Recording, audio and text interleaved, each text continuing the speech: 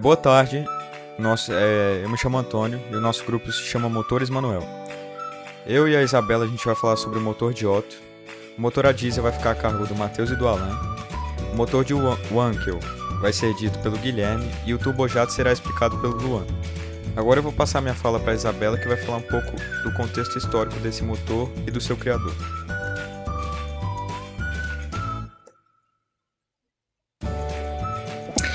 Boa noite, meu nome é Isabela Mione e eu vou falar então sobre o contexto histórico do motor de combustão interna com o ciclo de Otto. A partir do ano de 1860 surgiu a ideia de se desenvolver uma máquina que utilizasse o benzeno como combustível, a qual só se concretizou alguns anos mais tarde por meio de Nikolaus Augustus Otto. Otto nasceu na Alemanha, na região de Holzhausen an der Heide, no dia 10 de junho de 1832. Aos seus 16 anos, ele parou de ir para a escola e foi trabalhar como balconista e vendedor ambulante.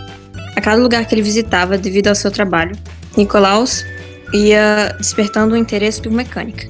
E com base em tudo que havia visto e também com o contato que teve com outros cientistas e o seu conhecimento acumulado sobre motores a vapor e sobre o conjunto mecânico de metal e manivela utilizado em bicicletas, em 1876, desenvolveu um mecanismo que posteriormente foi denominado como ciclo de Otto, o qual consiste em um ciclo de 4 tempos para um motor de combustão interna.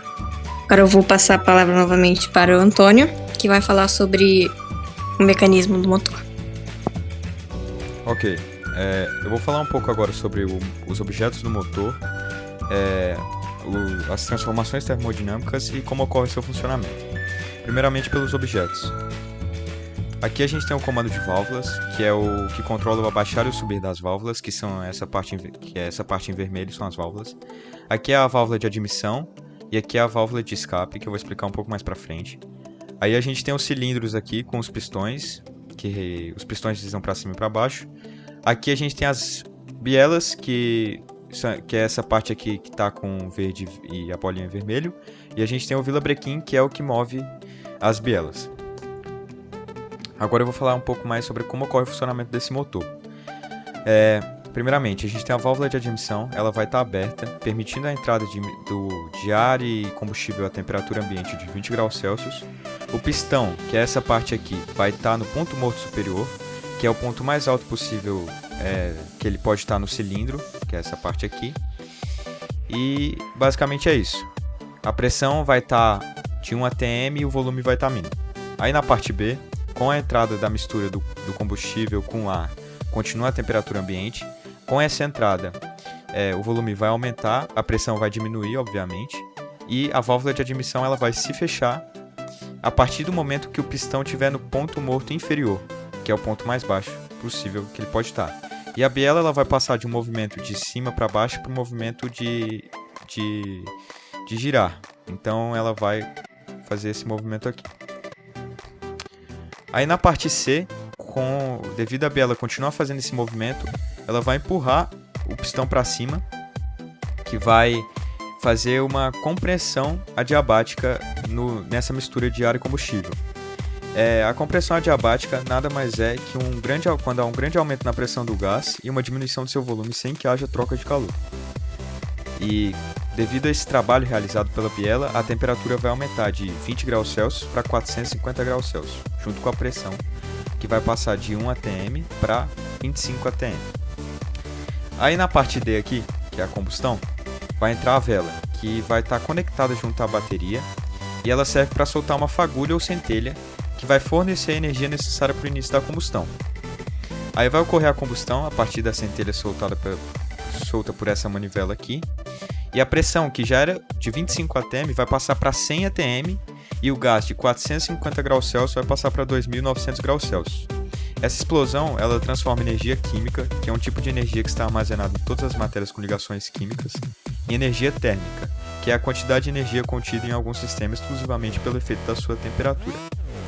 Então beleza, devido ao aumento da pressão de 25 para 100 atm, esse pistão aqui ele vai sofrer como se fosse uma martelada, que vai empurrar ele para baixo, realizando assim então uma expansão adiabática.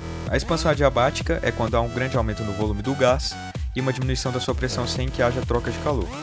Então a pressão ela vai diminuir de 100 atm para 4,5 atm e o volume vai aumentar. Basicamente isso. E a temperatura vai diminuir também de 2.900 graus Celsius para 1.000 graus Celsius. E aí a gente tem o quê? O produto da combustão aqui. Esse produto precisa ser expelido para o meio externo. Então, basicamente, a válvula de escape ela vai se abrir, permitindo que o produto da combustão, que é nada mais que dióxido de carbono e essas coisas, ele vai expelir para o meio externo. A biela ela vai continuar movimentando em giro, que vai empurrar o pistão para cima e ajudar a expelir esse produto. Então a conclusão aí depois vai retornar para o processo lá do ar de novo. Conclusão o sistema ele recebeu energia térmica na hora que ocorreu a combustão, que é nessa parte aqui, entrada de calor, e essa combustão fez uma força intensa no pistão, provocando a descida dele e a realização de trabalho necessário, garantindo o giro do motor e por consequência das rodas do carro. Agora eu vou falar um pouco sobre o gráfico. A gente tem um gráfico aqui que, primeira parte, ponto morto superior, pressão e volume mínimos. Segunda parte, pistão, ponto morto inferior, pressão continua mínima, mas volume máximo. Aí tem a compressão, a faísca, a pressão ela vai aumentar e o volume vai diminuir. Combustão, pressão, o volume continua mínimo e a pressão vai aumentar para 100 atm aqui. Aí depois vai ter a martelada no motor, que vai ser a expansão. Pressão diminuiu e volume aumentou. Aí vai ter a abertura da válvula de escape e o produto vai sair. Agora eu vou passar minha fala para a Isabela, que vai falar um pouco das vantagens e desvantagens desse motor e da aplicação dele. Então, sobre as vantagens desse motor, ele possui um arranque rápido, o que significa que a resposta à aceleração dele acontece de maneira mais rápida. Ele trabalha em rotações relativamente baixas, é um motor de fácil manutenção, possui um tamanho reduzido e o consumo de combustível dele também é muito baixo. Agora, em relação às desvantagens, ele tem uma limitação na potência, sua estrutura possui um elevado número de peças, ele é de baixa eficiência, possui um peso elevado para a potência dele e ele não utiliza de combustíveis sólidos. Agora, em relação à sua aplicação, o ciclo de Otto é o ciclo termodinâmico mais comum entre os motores de automóveis como carros, ônibus, caminhões e máquinas de trabalho rural e de canteiro de obra. Além disso, é possível encontrar a aplicação dos princípios desse ciclo no funcionamento de aviões e em alguns processos industriais e indústrias. Agora eu vou passar a palavra para o Alan, que vai explicar sobre o motor dele. Obrigada pela atenção. Olá, boa tarde. Eu vou falar sobre o motor a diesel, juntamente com o Matheus, e vou falar um pouco da história de como ele funciona, do motor a diesel. O motor de ignição por compressão, conhecido como motor a diesel, foi inventado pelo engenheiro alemão Rudolf Diesel em meados do século XIX, que quase se destaca até hoje pela economia de combustível. Rudolf nasceu em Paris e estudou na melhor escola de lá, eventualmente se mudando para Augsburgo e enfrentando a Universidade Técnica de Munique. Ele, como apreciador da arte e política, tornou-se maquinista e designer após graduação, montando sua primeira loja-laboratório em Paris, que foi onde começou a desenvolver que se tornaria o motor a diesel. Em 1893 patenteou a sua invenção e mostrou ao mundo o primeiro automóvel movido a diesel. No dia 10 de agosto, antes da sua morte, pretendia apresentar às autoridades a possibilidade do uso do motor a diesel em locomotivas navais, o que acabaria se tornando uma realidade pouco tempo depois. O motor a diesel funciona a partir de uma teoria chamada ciclotermodinâmica, onde o motor de combustão interna é uma máquina que obtém energia mecânica diretamente do consumo de energia química de combustível queimando em uma câmara de combustão, que é a parte integral de um motor. O cilindro, usualmente fixo, é fechado em uma extremidade e é onde desliza um pistão internamente ajustado. O movimento de ida e de volta do pistão varia o volume do cilindro entre a face superior do pistão e a extremidade fechada do cilindro. A face inferior do pistão é ligada ao eixo vibrarequim por meio de uma biela de conexão. O vibrarequim transforma o movimento alternativo do pistão em movimento circular.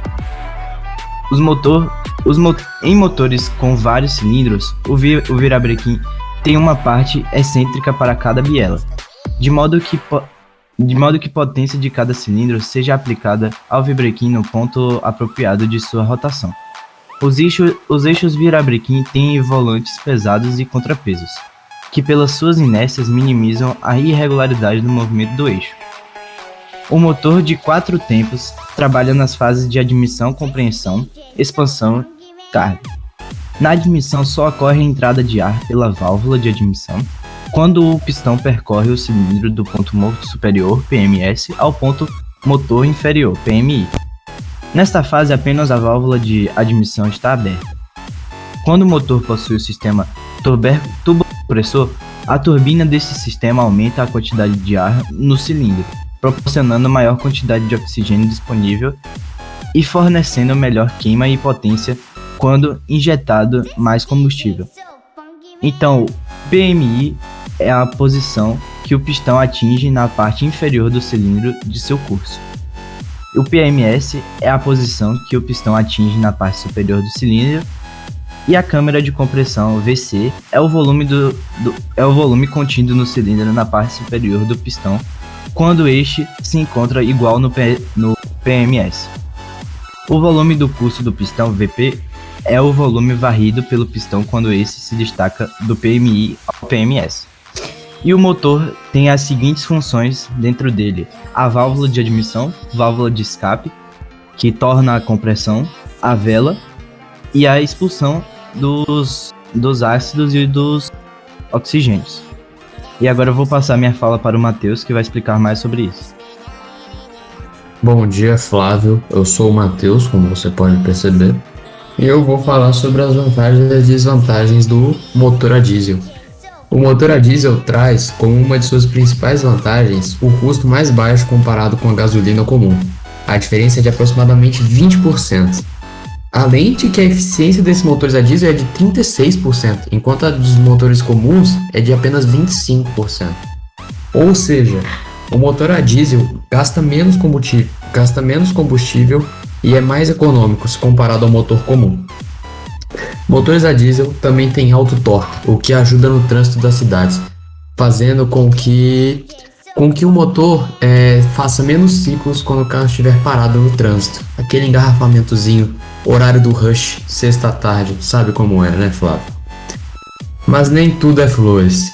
O motor a diesel possui muitas desvantagens, sendo a mais marcante o fato de que ele é caro, tanto na fabricação quanto na manutenção, além de ser necessário o ajuste de exaustão de acordo com exigências estritas internacionais. Esse combustível fóssil acaba gerando uma fumaça negra visível no processo de combustão, que acaba queimando e colorindo o escapamento de preto, além de que para o visual externo, para o meio ambiente, faz muito mal também. O diesel pode acabar congelando no motor, fazendo com que a bomba seja incapaz de liberá-lo, logo seu carro para e não tem o que fazer. E o motor causa muito ruído e vibração.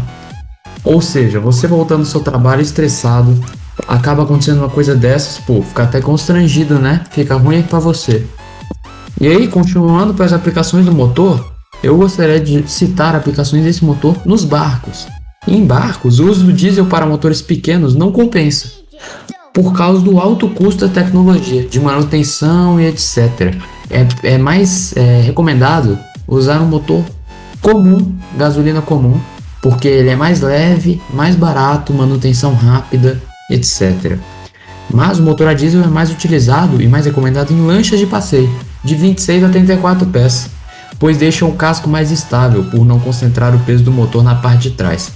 Porém, também apresenta uma desvantagem no calado e na manutenção, que, como eu já disse, é muito cara. Pro seu iate, Flávio, pro iatezinho de passeio eu recomendo o motor a diesel, viu? Te recomendo aí pro seu iate, viu? Pra você curtir o domingão com seu filhão aí. Agora vamos pro ciclo do motor a diesel. O motor a diesel é dividido em 4 etapas. Primeiro é a aspiração, onde o motor mistura ar com combustível. Segunda é a compressão, onde a mistura é comprimida pelo pistão.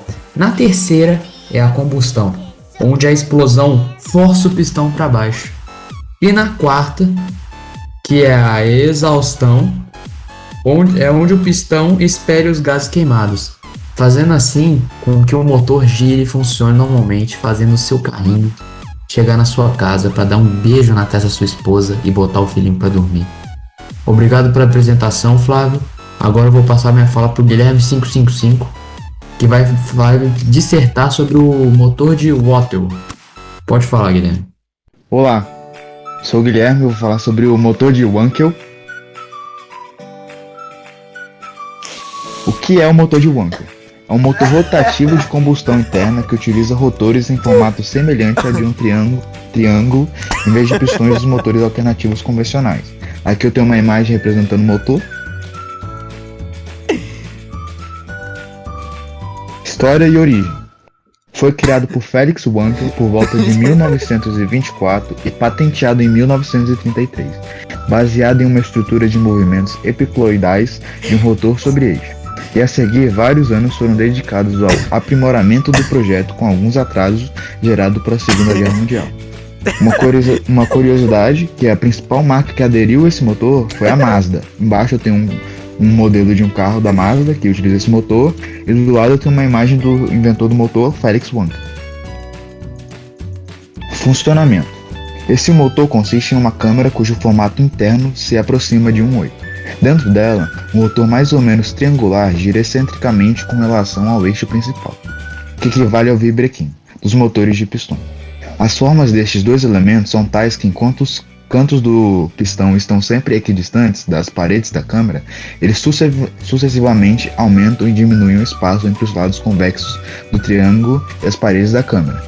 Assim, se uma mistura for ejetada numa das câmaras, quando está aumentando de tamanho, será comprimida na redução subsequente do volume, enquanto o rotor ou pistão gira. Deste modo, o ciclo clássico de 4 tempos, admissão, compressão, explosão e exaustão, é produzido.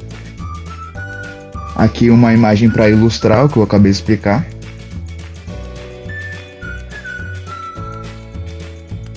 Associação das etapas do motor com interpretação gráfica. Aqui o gráfico eu vou explicar aí. De 0 a 1, a admissão isobárica da mistura ar-combustível, ou seja, a pressão durante essa etapa é constante. De 1 a 2, compressão adiabática da mistura, há um leve aumento na pressão dentro do cilindro. De 2 a 3, explosão isocórica, onde a partir da centelha inicia a queima da mistura ar-combustível. De 3 a 4, expansão adiabática, no qual os gases expandem dentro do cilindro junto com o pistão. De 4 a 5, abertura de válvulas que permitem a saída dos gases. De 5 a 0, exaustão isobárica, onde os gases são expulsos do cilindro para que possa iniciar o ciclo novamente. Vantagens de se utilizar esse motor. O seu tamanho é bem menor comparado a um motor convencional e bem mais leve, melhorando assim o equilíbrio de massas do veículo sobre eixos. A suavidade do motor. O motor é mais suave que o convencional, pois não ocorrem oscilações de movimentos sequenciais dos pistões. E em primeiro lugar, a maior vantagem é que não existem vibrações devido ao fato de que só há um movimento rotativo. Isso significa menor desgaste e vida longa. Desvantagens. Consumo. O motor não é tão eficiente em termos de consumo, há grande perda de energia na transformação de combustível em energia mecânica, pela queima incompleta de hidrocarbonetos. Manutenção.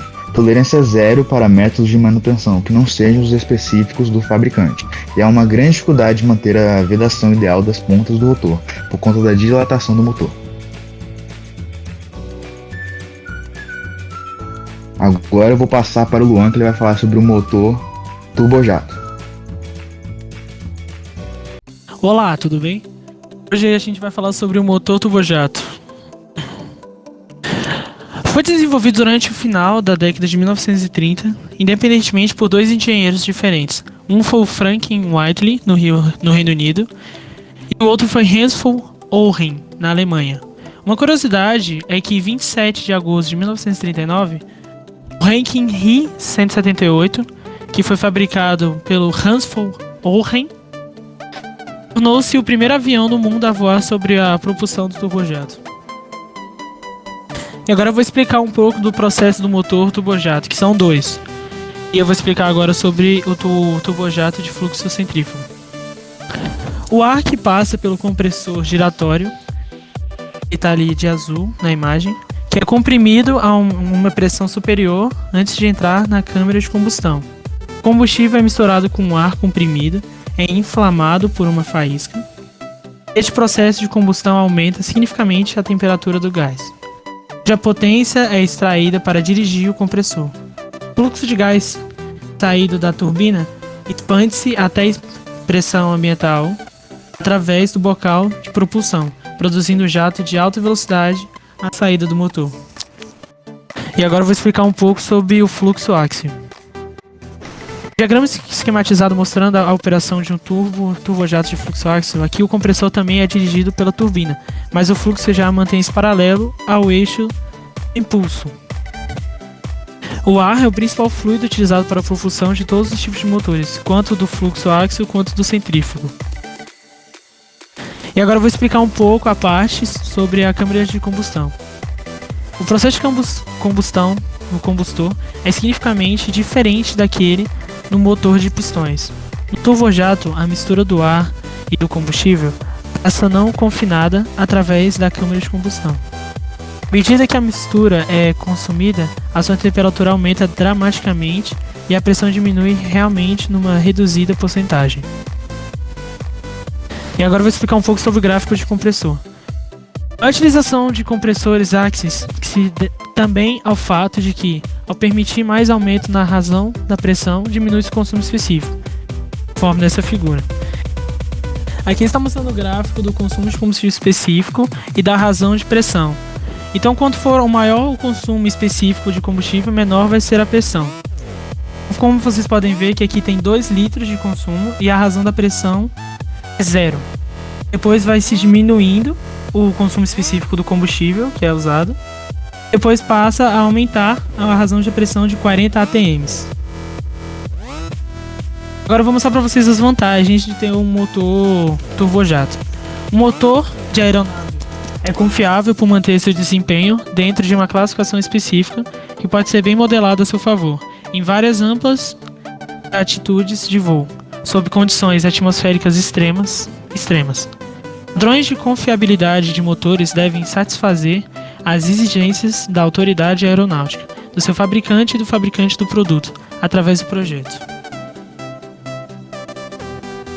Agora eu vou falar sobre as desvantagens. Turbojatos são muito barulhentos do que os turbofans, que são mais silenciosos. São motores mais antigos e mais utilizados em aviões supersônicos. Diferente do turbofans, que são motores mais modernos, mais econômico e menos ruidoso, ideal para altas velocidades atuais. Então esse foi o nosso trabalho. Muito obrigado, Flavão, por mais uma oportunidade. É isso, um beijo, um abraço. Podemos todos agradecer juntos Bom aí? dia. Claro. Todos desmutem, por Então, favor. muito obrigado aí pela. Pera aí, tem uma atuação aí. contagem. Ah, foi mal.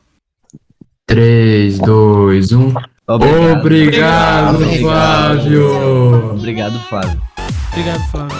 Beijo. Shalom. Esta foi boa.